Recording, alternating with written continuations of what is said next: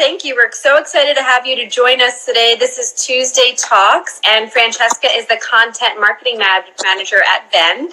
And we are going to talk about how brands can increase sales per square footage. And I know that there's going to be lots of questions because obviously everybody wants to do that. But before we dive in, why don't you just take a sec and tell us a little bit about what you do at Vend, and then we'll go from there. Absolutely. First of all, thank you so much, Melissa, for having me. I'm really excited to be here. And yes, as you mentioned, I am Francesca. I am the content marketing manager for Vend. And we are a cloud-based point of sale and retail platform for retailers. So in addition to helping merchants provide you with a point of sale solution to help you ring up sales, Vend can also help you manage your inventory, track your metrics, manage your customers, and run a loyalty. That good stuff. And then in terms of what my role is at Vend, so I look after all our content efforts, and that includes producing content like blog posts and articles and reports that just educate retailers and help you run better stores. Great. And you guys need to follow Francesca because she does write some great content and also wrote a book. Yes, I did. Tell everybody the name of your book. Yes, it's called Retail Survival of the Fittest. It's available on Amazon, but just a hint, you can get it for free on the Vend website. And so it's basically about the changing landscape of the retail industry, right? And obviously shoppers up to date don't shop the same way as they did 10, 20 years ago. And that book just talks about the latest trends and how retailers can adapt to the changing habits of new consumers. I love it. Retail for the fittest. That's exactly the state of today. Yes. So thanks, This Worthy Life, for your message. Thanks for joining us for a little bit while you could. So I'm going to dive in a little bit. And I guess on the content side, you cover so many great topics. And it's actually going through that is what made me think of the topic for us to cover today.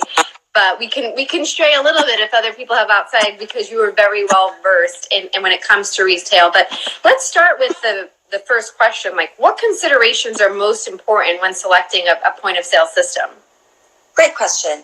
So there are definitely a lot of factors to consider. And I think the top one is just the nature of your business. So as a retailer, you have to consider the business you have, the products that you're selling, as well as the customer experience that you want to provide.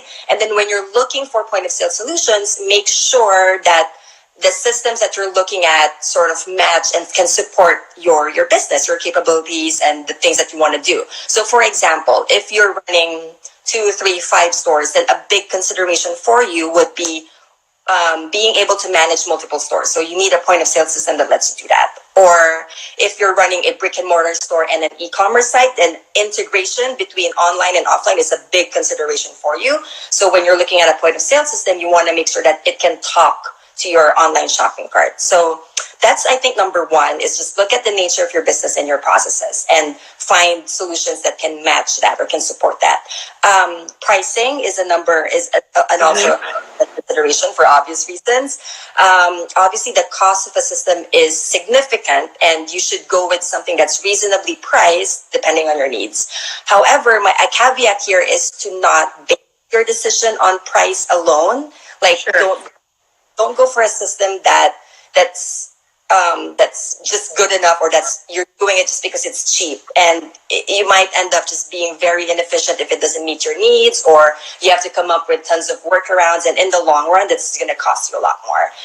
Finally, is another consideration is customer support, and a lot of retailers overlook this because look, you can have an amazing piece of software that meets your needs and all that good stuff, but you have to anticipate some level of requiring customer support. Questions could arise at one point. You may need to talk to someone on how to set up, how to upgrade or downgrade your plan and all that. And you want to make sure your vendor is there for you. So when you're shopping around, have a feel of what their customer support offerings are and make sure they're in line with your technical needs. Are you okay with just email support? Or do you need phone support 24/7? Do you need a third-party expert to come into your store? So yeah, those are just some of the considerations that you have to think about when you're shopping around for a POS system. That was so helpful. I think you hit upon so many points. So a quick recap, and we're going to have a recap of this live on our site too, but know how many locations you're powering, understand the omni-channel needs, which we're definitely going to come back to because it's super important. Understand the customer service support that you need. And I think that's great because I don't think a lot of people think about that. And I think that there's a lot of systems that just allow you to chat in, but some people need more of that one-on-one. And I think it's like also being I think a challenge a lot of brands have is being forward thinking and thinking about inventory. And I think that we're starting to get some great questions. And one that just came into that vein from Kaputan is, what are the common pitfalls that occur when a brand is planning inventory? Sure. So I think when common pitfalls that occur when you're planning inventory is the lack of data. And this is something that you really avoid because data is almost like the backbone of any good inventory. You know what's selling, how fast it's selling, which outlets or stores are, how they're behaving, how the customers in those stores are behaving. So I think that's a big one, is that making sure that if you don't have the right data to inform your inventory or stock control decisions, then you need to set up a system that lets you access those metrics. And the metrics I'm talking about include things like sell-through and stock turnover, meaning how many times you're running out of stock in a given year. You want to think about your best sellers, your slow movers, and your GMROI, which pretty much answers the question, how much money did you earn from each dollar that you invested in that stock? So number one is Ooh, we're having a little trouble hearing you again. Can everybody hear Francesca? For me, you just got really low. Sorry about that. Can anyone hear me okay? Let's see. Are you hearing me right now? Okay, we can hear you. Okay. What was the last thing? Okay,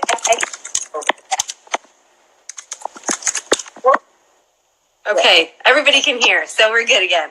Okay, sure. So common pitfalls that occur around the planning process of inventory.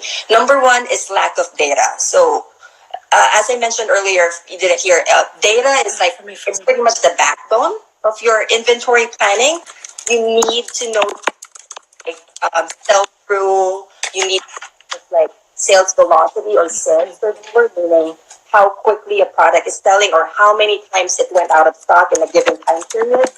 You need to know your GMRI, which is gross margin return on investment, which means how many dollars did you make back depending on the amount that you invested in that particular product or stock. So if you don't have the data that if you can access the metrics that you need, then that's probably one of the first things you should do, is that get yourself a retail management or inventory system that gives you access to all these sales and inventory reports. This can inform your stock.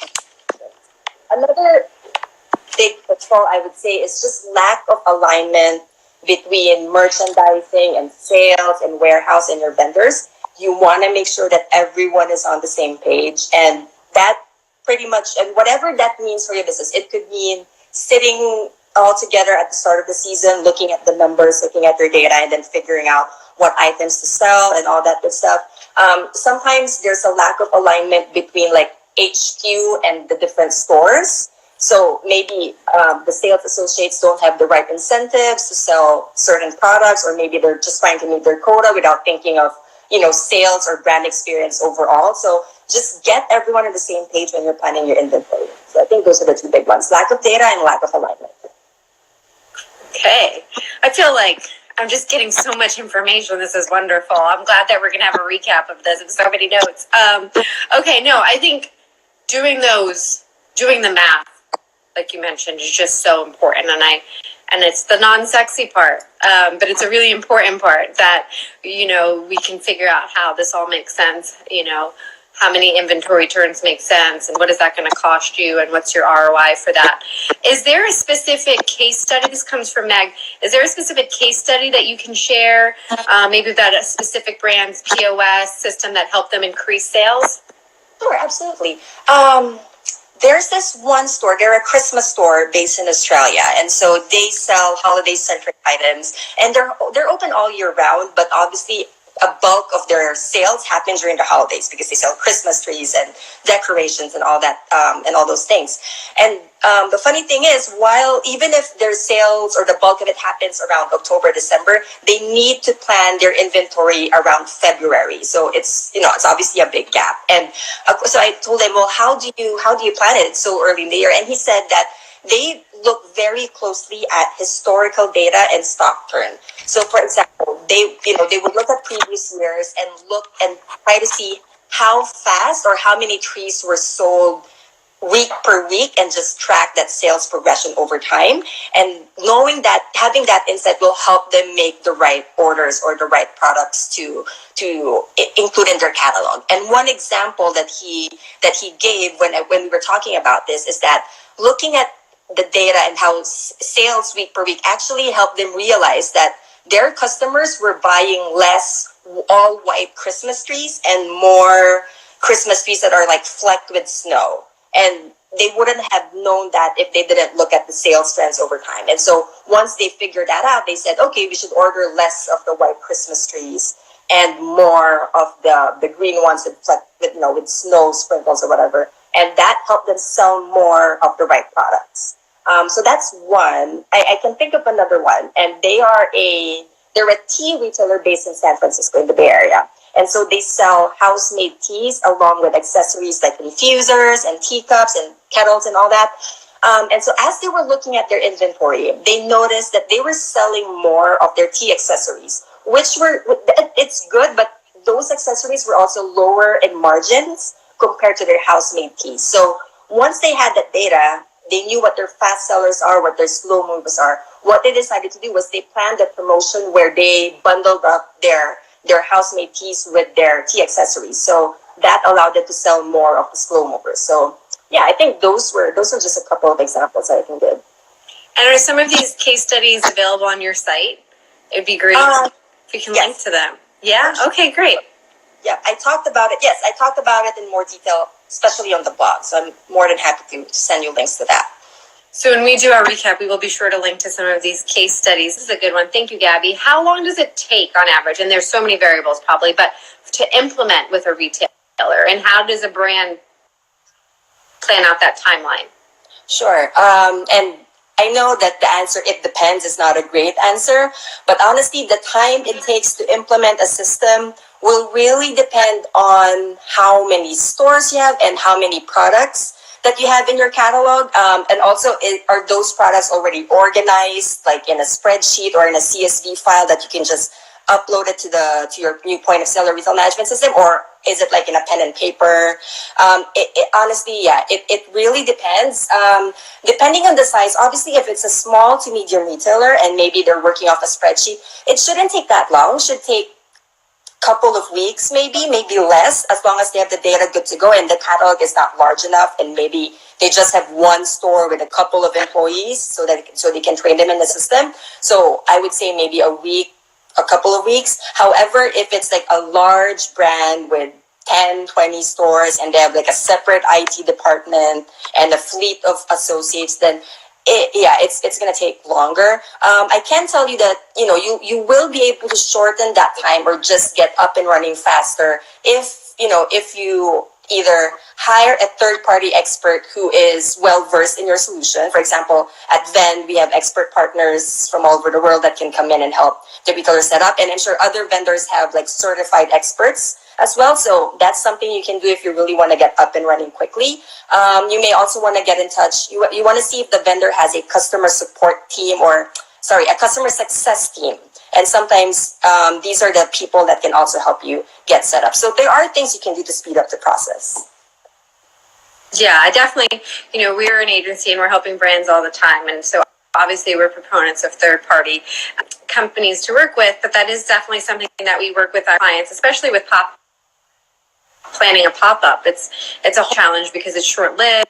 And so how do you think of the curation of the inventory? How experience going is really important because they might curate just a few items to be in store for that tactile portion of it. Then you want to have access to your full catalog of inventory while you're capturing somebody in store. So working through the omni-channel is great in that sense. And so on the back end too, I'm guessing because because you can power multiple locations, there's an easy way for see where the inventory is pulling from, and so it's easy to kind of reconcile if something's been sent, where it's living today, and how to fulfill an order. Yep. Sorry, can you repeat the question? So, you were breaking up there. Well, I think we got a lot of great data points, and we'll definitely wrap this up and putting it all together. Before we end every talk, we always ask, so what city are you in, and what's the big thing happening this summer? Oh my gosh. Well, I'm in Los Angeles, in the greater Los Angeles area. I'm in a city called Cerritos. So all the activities, the big summer activities that I know are, because I have a toddler, it's always related to kids. So like I know that there's a big movie night at the park right now. They have like a juggler coming in tomorrow again at the neighborhood park. So yeah, those are sort of the big things happening in my side of the world. I can relate as a parent as well. Well, we're so happy you got to join us today. There were some tech issues, but we'll edit this up. For those of you who joined the conversation, part 1 and 2 will be living live for the next 24 hours, and then we will have it live live on the Tuesday Talk section. And Francesca, for those who want to stay in touch with you, you can just reach me. My email address is francesca@vendhq.com, or follow me on Twitter. It's Francesca SN, S as in Sam, N as in Nancy. That's my Twitter handle. Okay. Well, again, in the next couple weeks for our next Tuesday Talks, where we have a very exciting surprise guest. So watch our socials and find out who they are. Thanks, everyone. Thank you. Bye-bye.